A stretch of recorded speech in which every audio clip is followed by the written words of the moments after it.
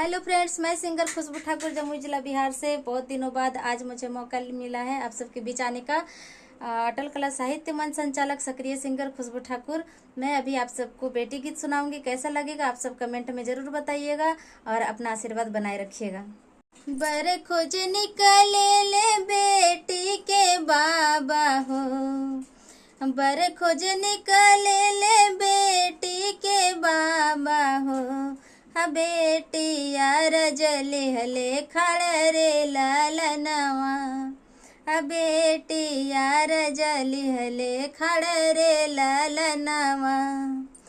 ऐसन बर तो खोजिया मोरी बाबा हो, अलगी जई है दिनवा के पर रे लालनवा, अलगी जई है दिनवा के पर रे लालनवा।